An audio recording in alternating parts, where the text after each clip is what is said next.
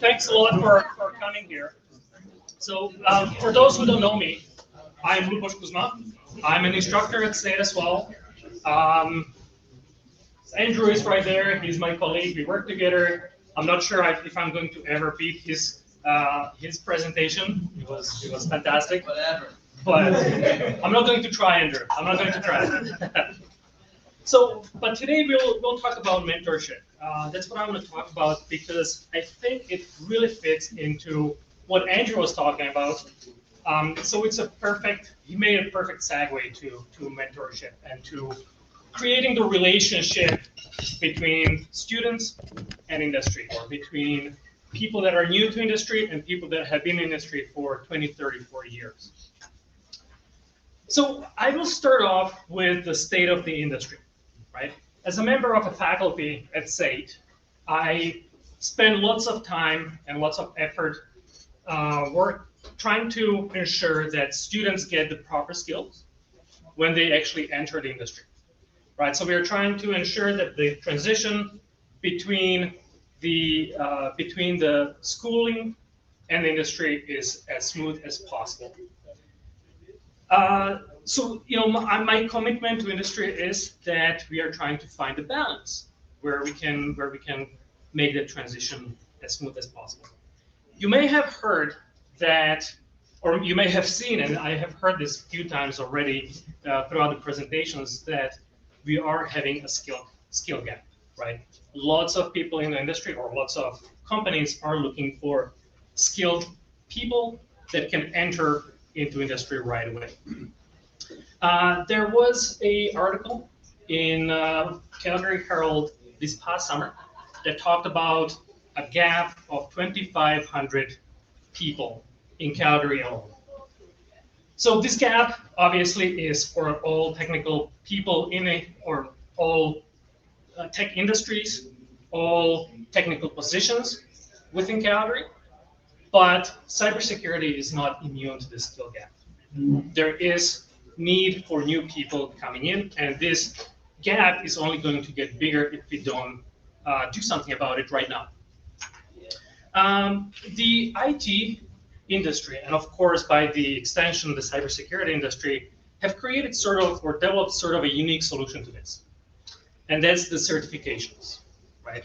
Everybody loves their certifications.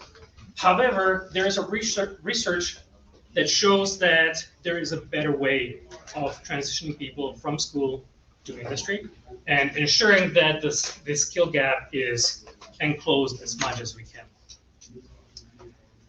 You may have heard about, or you may have heard the term or saying certified but not qualified. I'm pretty sure you may have heard that before. You can also reverse it, qualified but not certified. I know who I would pick from these two. I have my preference. I'm not going to say it, but I do have my preference. So don't get me wrong. Industry certifications are fantastic. We need them. They have their own place. However, I do not believe that they should be used as a gatekeeper for new people coming into the industry. I think that where their place is more as a parallel to upgrading for people that already entered industry, getting ahead within the industry, getting that new knowledge. Those certifications work fantastic for that. But they should not be used as a gatekeeper for students or for people that want to get into industry. I have seen many students, many people, not just students, many people who are eager to get into industry, who are eager to learn, and are not hired just on a merit of not having that $2,000 certificate, which is a bit of a shame because then we are making that gap larger. So what is the solution? I think there is a solution, and the research shows that there is a solution. Maybe not all-encompassing, maybe it doesn't fix everything, but I believe, and the research believes, that it is better than gatekeeping through certifications. And the solution would be mentorship. So this is where we are starting. This is what we'll talk about today. And it's not just any mentorship program, it is properly set up mentorship. So that's where I want to go into. I have done some secondary research on mentorship and how to properly set up mentorship program. So today I will define what mentorship actually is. We have to start there, obviously. Tell you about the 40 plus years of educational research and sociological research on the mentorship and what works, what doesn't work. And then finally, I will do a proposal for collaboration, for collaborative effort between academia and industry so that we can get more people ready for the industry. So there has been many definitions. Let's start off with definition. There has been many definitions over the last 40 years of what mentorship is. If you look at the actual research papers, almost every research paper will come up with their own nuanced working definition so that they can fit it into the research they have been doing. However, Hubbard et al. Came up with sort of 3 core attributes of what good mentorship or what mentorship looks like in their 2011 study. And so the first attribute is periodic interactions, right? So that just means that the mentee or protege, as they are sometimes called, should be meeting with mentors on regular basis, right? I think this is fairly common. This attribute is common with coaching as well, but there is a big difference between coaching and mentorship. The second attribute is developmental benefits, right? So the people that are doing the mentorship, that are part of the program, need to get something out of it. Otherwise, they're not going to do it, right? And the third one, which is probably the most surprising and makes the mentorship stand up from the others, is the reciprocity, right? There is lots of people that do not realize that mentorship is about those relationships where both parties benefit. It's not about you passing on the skills. It's about yourself as an industry getting better at relationships, professional relationships, getting better at social skills and others. We'll come back to this because there are some very important benefits to industry as well, besides the fact that we are trying to fill the skill gap. Okay, so the reciprocity, keep that in mind. The relationship needs to be and is by nature reciprocal.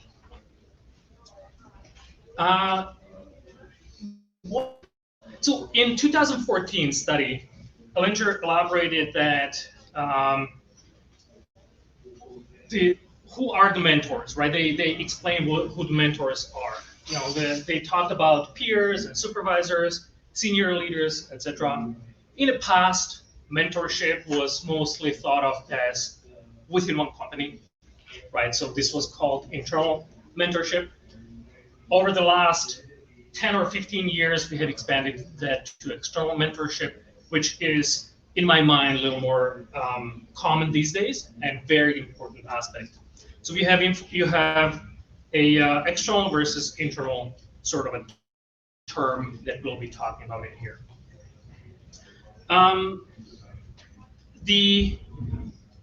When it comes to evidence from the research, there is no evidence pointing to one being better than the other. On some of the other aspects of mentorship that we'll talk about, there is evidence of selecting only one that is better to both parties. But when it comes to external versus internal, it doesn't really matter, right? Whatever works for your company, you should be doing. Okay. Another categorical definition of mentorship is based on hierarchy. So there you can have either hierarchical mentorship or non-hierarchical mentorship. This is actually kind of important. Hierarchical mentorship is when you have direct supervisor mentoring a junior member, for example, right? Where non-hierarchical mentorship would be something that outside of this mentorship, the two parties don't really have any relationship. this is another important aspect that we'll come back to, because that has to be selected properly, which one you're doing. When it comes to motivations, you can have either informal or formal mentorship. So formal mentorship would be when it's prescribed. Informal is, just think of it as picking up a coffee with someone, right? There is a bit of a research that shows to informal mentorship being more beneficial, simply because with informal mentorship, there is a degree of pressure that is put on people. Perhaps they don't really want to do it. It might affect the working relationship. It might affect professional relationships, and it can in theory be very dangerous aspect of your work if you're forced to do it as part of your duty, right? That we don't really want to do that, right? So there is definitely Chow et al. In 1992 in their study, they came to a conclusion that informal relationship, your formal mentorship, has higher benefits.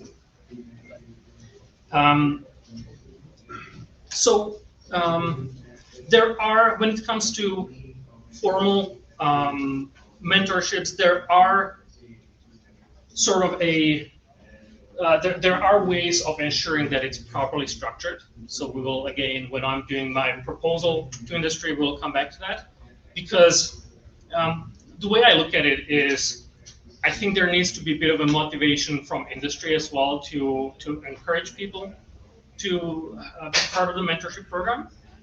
But it needs to be, so it would perhaps fall into the formal category, but it needs to be properly structured. We need to ensure that it does not go sideways.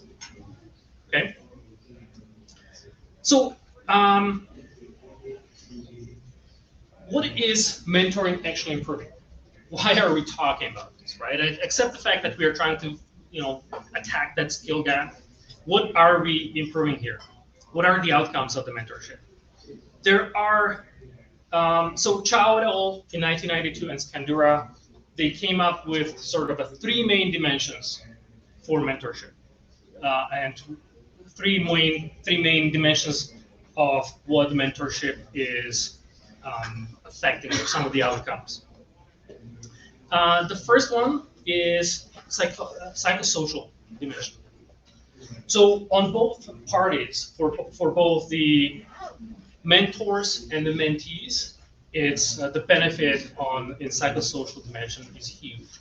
People are getting better at communication. People are getting better at recognizing some of the nuanced details in getting the job right.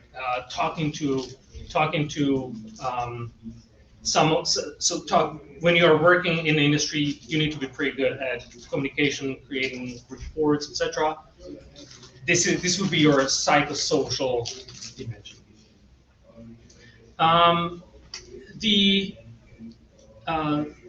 Another parts of the psychosocial dimension is like acceptance within workplace and coaching and counseling. So these are all benefits for both parties, the mentor and the mentee.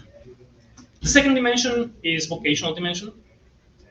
This is more of a specific to the industry itself. So, for example, the skill gap itself. In the Andrew's, when Andrew was talking about the education, this sort of fits into that. How do we ensure that people coming into the industry have the skills that they need? We can address some of these questions through properly set up mentorship program. So that would be the vocational dimension. And then finally, the role modeling. So this is sort of a unique dimension of outcomes, where role modeling is more geared towards the actual mentors. So people, when they are included in the mentorship program as mentors, they will improve in their role model type of as a role model for others within the industry. So positive outcomes. This leads us to what the positive outcomes are within mentorship, because I think those are very important, right?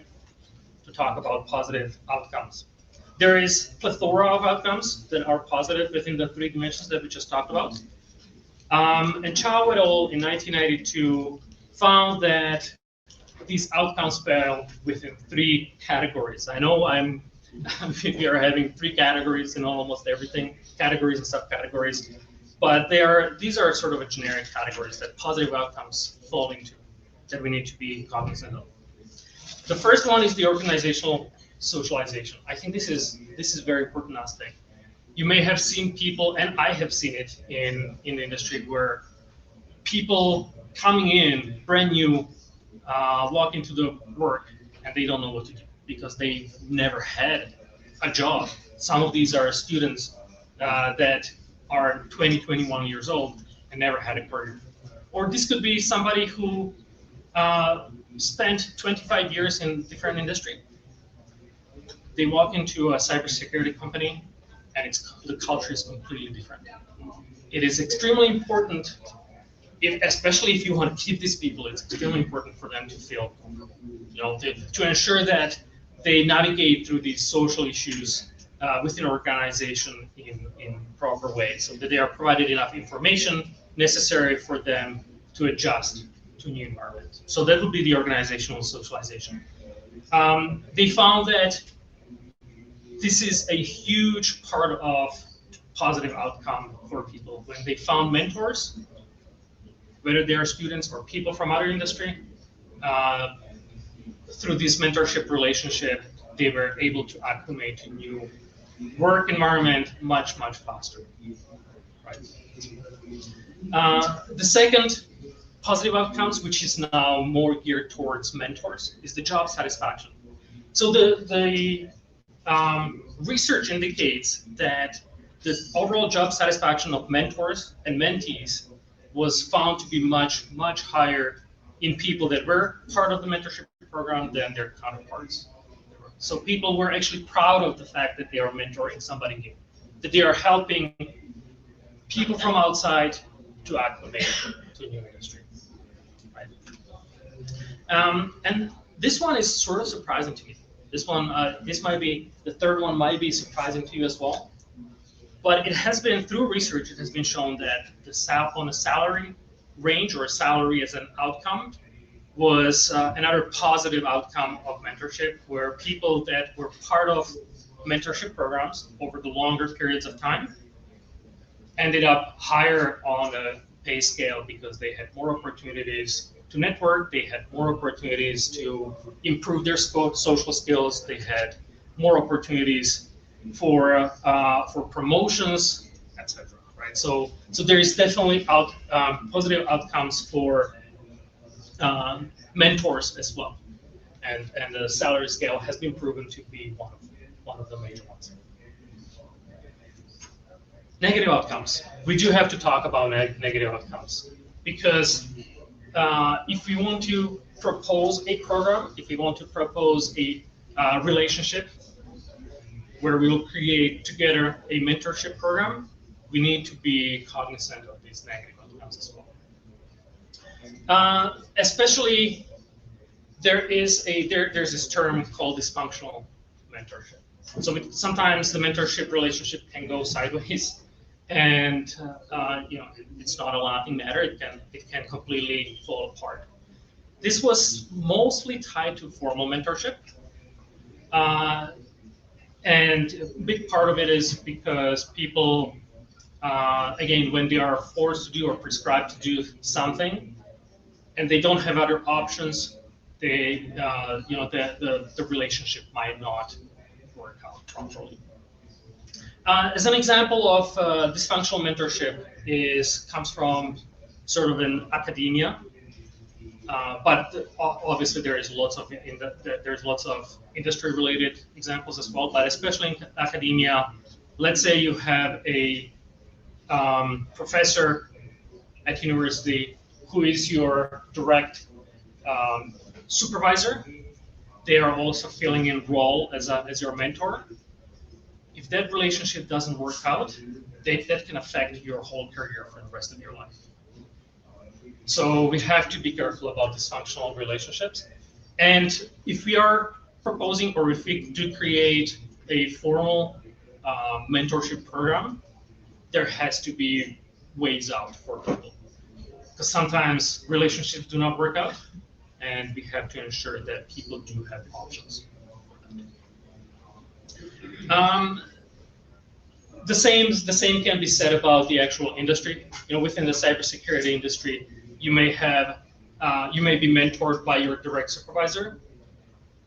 If that direct supervisor doesn't like you based on not skills, based on things that are not directly related to your duties, that might still affect your future within a company, and that's sort of a sad outcome, unfortunate outcome.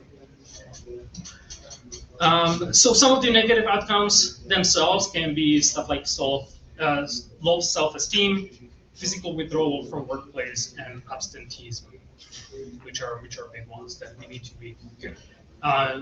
to recognize even within our colleagues. Right. Near peer mentorship, is typically a academic professional relationship. Near peer mentorship is sort of an interesting term here, where it is really meant for people that are about the same age are mentoring other students, for example, right? We are within academia, some of us are, or it could be even within industry. Students, for example, that are 6 months ahead of the others, or of the other, they can mentor them on how to navigate the environment. But this absolutely translates to industry as well. Let's say you as a company maybe have a new hire, and they are 21 years old, they just came from college or just graduated university, and they are doing fantastic. Maybe you will encourage them to become mentors for somebody who is coming in a year or two after them. Right? That will boost their morale, that will improve their relationship, the working relationship, and they will have all these positive outcomes, and that would be considered near-peer mentorship. Right. So the Edgecombe et al. In 2010 defined the near-peer mentorship, and they found it to be very beneficial, because now you are getting rid of the hierarchy, you're getting rid of the structure. These people may be, if they're close in age, they may be much closer in commonalities, in what they talk about, etc. Right? So definitely a positive outcome if you can have near-peer mentorship. So let's talk about setting, because this is sort of a controversial topic, a little bit, maybe. And setting, what I'm talking about here is online versus face-to-face. What do we choose? And this is not just for mentorship. This is for any educational environment. Some people will think that, or will say that face-to-face is better, while some people will say online is better. And it's neither, and it's both. So there's definitely advantages to both. But when it comes to e-mentoring, some of the advantages were accessibility and flexibility. So you now can have talks, you can meet your mentor, or you can meet your mentee. It doesn't matter where you are. You could be on vacation. Not that I encourage you to talk to your mentees on vacation necessarily, but maybe you will. I don't know. Maybe that's something that you will like. But you could be traveling to Toronto. You can still have that quick 5-minute talk to check up on them, or they check up on you. Right? When it comes to disadvantages, there could be a miscommunication and discomfort with technology. We are all within technological realm, but there is still people that are not feeling comfortable with it. So where we are getting here is that some of these disadvantages, some of these negative outcomes can be addressed, and they can be addressed through policies. Right? So we can actually create a program that fits most of the people, most of the time. And e-mentoring is one of those things. So, but we'll circle back to that again. Last sort of term that I want to talk about is the workplace mentorship. So this is within the actual workplace where it may have to be formal type of mentorship, right? Where you are actually prescribed, it is part of your duties. So IB and Dupre in 2022, they have talked in their research. They have talked about some of the issues that we need to consider when it comes to workplace mentorship. So some of those are ethical considerations. Andrew talked about ethics a little bit, and maybe we can have a bit of a discussion about ethics afterwards here. But that's something that we need to consider. Equity and equal access. So people, when you have mentorship program, you should ensure that everybody has access to it if they want to, right? Whether that's on a mentor side or mentee side, rotation side. The next one is the hierarchical structures within the workplace. We have to be very careful about how we pair up the mentors with mentees to ensure that this does not become dysfunctional. It really can ruin somebody's life if they get paired up with a mentor that can affect their future within company or within industry itself. Right, so that's something we have to be careful about. And to sort of address these, we need to have policies in place to ensure that mentorship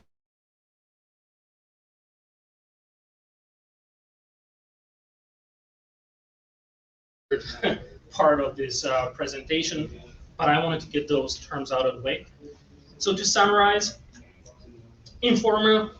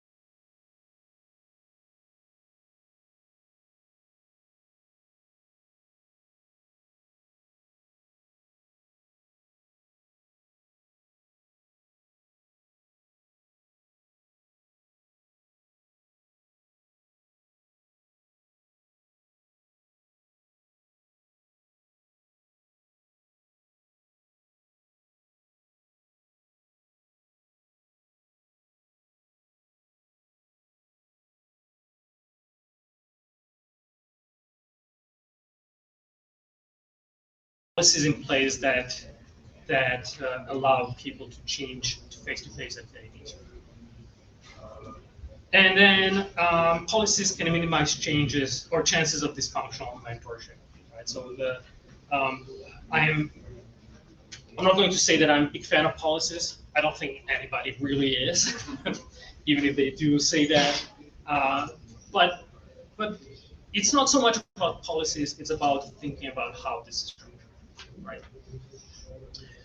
The end goal here is to create benefit to both the industry and outside of the industry. And unfortunately, sometimes we do need policies for that.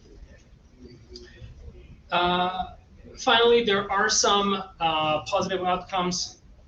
So for the summary, going back to some positive outcomes that can include upward mobility, especially for mentors. That recognition within a company is there. It has been proven to work, that it is beneficial for upward mobility to be part of the mentorship program as a mentor. Performance has been shown as another positive outcome for the mentors, and salary promotions. You should all be watching this. Whoever is in the industry be watching this. This is proven through research that this opens up doors for people not just on a mentee side but on the mentor side as well.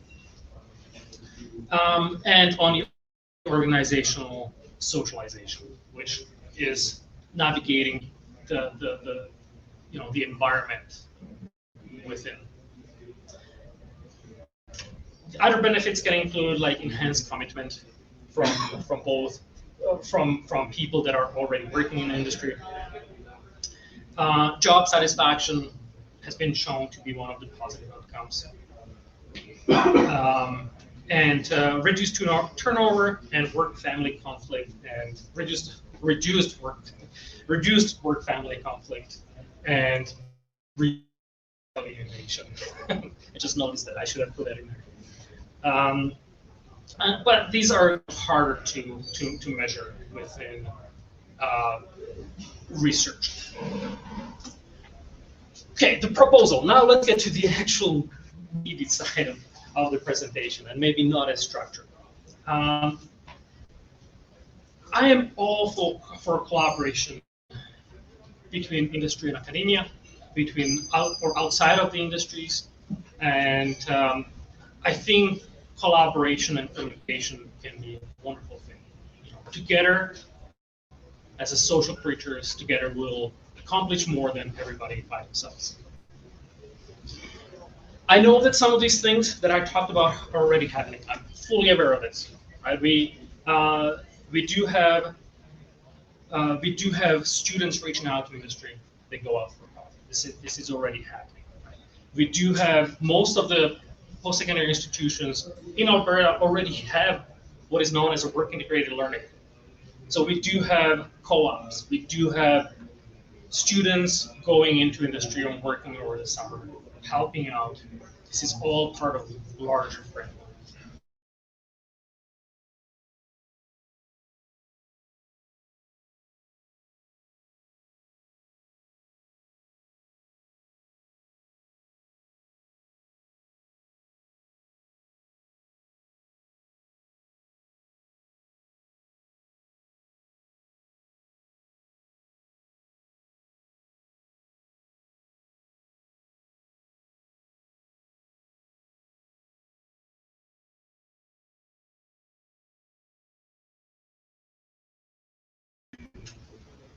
There is 4 layers to this. Okay? I know I keep coming back to these numbers 3 and 4, but this has sort of this proposal has 4 layers to it. We should be looking at a multi-semester approach. Settings should be flexible. It should be happening over sustained time. So let's commit to this if we are going to do this. And we should be sharing the governance of this between academia and the industry. So these dimensions, multi-semester approach. We know that these relationships need to be fostered over a longer period of time. 3 months is not enough. 3 months to to really get to know somebody is not enough. We should be looking at 2, 3, 4, 5 semesters, 2 years. If you're dealing with university students, it should be the mentorship program should be affecting them throughout the whole 4 or 5 years, whatever they choose to do. Right? This longer extended period of time for the mentorship program will help companies to know if the student is ready to come into industry. This is not only for students, this is for you as well. And this is one of the things that will help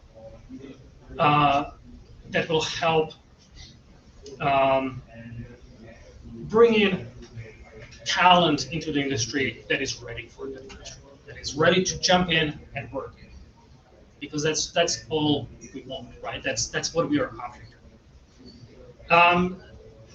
So it should be a multi-year event. Settings like we should be allowing both proteges and mentors to select face-to-face, online, it doesn't matter. To company, it should not matter, and they should be able to select what works for them, and perhaps not perhaps we should be allowing people to choose at moment's notice. Right? Maybe today you are choosing to do face-to-face because that works. You are downtown, both of you are downtown, so you go grab coffee. A month from now, that may not work. So we will choose to have an online meeting. Sustained time commitment. Again, if we are going to do this collectively, industry and academia, industry and other industry, whatever the mentorship program may be, we should be committing to it. We are talking here about people's careers. We are talking about extending these relationships and together ensuring that we do have enough people coming into the industry. Right. Finally, shared governance. So I think I'll be going through some of the points that I think that both industry and academia should be implementing into their programs. But we should be looking at both sides, right? It's not just about academia pushing the students into the industry, because that could be sometimes not ideal. But industry is looking at contributing through these programs as well. And again, the intentionality of it. So when it comes to processes for academic partners, management of the communication, recruitment of proteges at any stage. So if somebody starts year 1 or year 2, it doesn't matter when they are within the academic progression, they should be able to select or become part of the program. Inclusion of the reflection, feedback, and adjustments. We want to be able to pivot if something changes. We need to be able to adjust these policies and on small scale. Right? Prevention of dysfunctional engagement is very important. This could be done through policies again to ensure that we do not damage somebody's careers, because it can happen. And accessibility, diversity, and equity should be part of it. For the industry partners, management of the communication, just like with the academia, recruitment of mentors from various departments. It's not only about the technicians themselves. It's about everybody, mentorship program on every level within industry. Right? Inclusion of reflection, feedback, adjustments, just like before.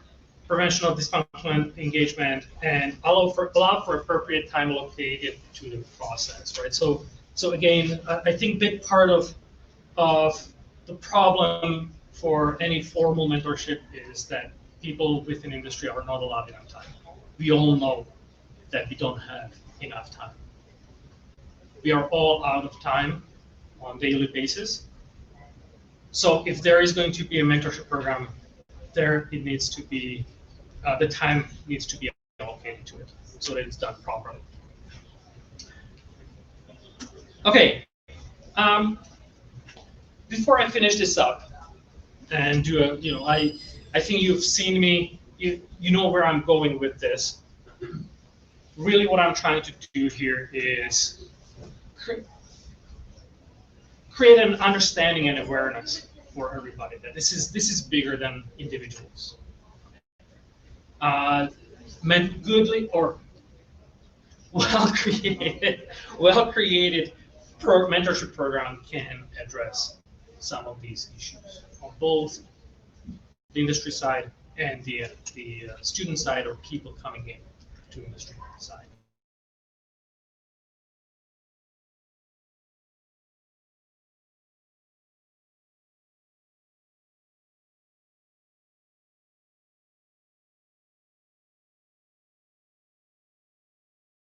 work integrated learning framework already created, already structured, please don't hesitate to reach out to them. They're more than happy to help you finding good students, finding students that are willing to jump in. And this goes to students as well. I hope this is not taken as I'm saying that students are not good. I think students need opportunities to grow, to be ready, get into the industry. And through mentorship programs, we can create these opportunities. Right? So University of Calgary, Bow Valley College, and Mount Royal all have work integrated learning that you can reach out to. And then when it comes to SAIT, you can either reach myself or talk to Jessica Ager, who is the academic chair for the Information System Security Program, or Autumn Hines, who is work integrated learning coordinator. We'll all be very happy to help out with establishing program like that. There is another option that you can have, and that's 10,000coffees.com. I'm not sure if you've seen this before, but this is a platform for mentorship. So anyone in the industry can sign up for it, and start creating some of these relationships. I think most of the institutions in Calgary are already on this platform. So if you want to make it quick and simple, you can sign up there. Okay, so now I would like to, sorry, that was my presentation, but here's what I'm going to tell you. Here's why I really believe that mentorship program can address some of these issues. I know I have said that certifications might not be the way to go when it comes to finding people that are entering the industry, and I truly believe in it. Again, certifications, fantastic. I've done certifications. I think they are more structured for people that already have. Or do you want somebody who wants to learn? We all started somewhere. And I think through mentorship programs, even if it is not a properly created program for your company, even if you, as somebody who has been in the industry for 10, 15, 20, 25 years, just reach out to people. It can help you see who is eager, who will be a good fit, versus somebody who is only going for certifications because they know that it will get them the interview, right? And this goes to students as well. This goes to people on the other side as well. Focus on reaching out to industry partners. Focus on talking to them and show your enthusiasm, because those people are much more successful than somebody who is good at tests. Okay, thank you very much.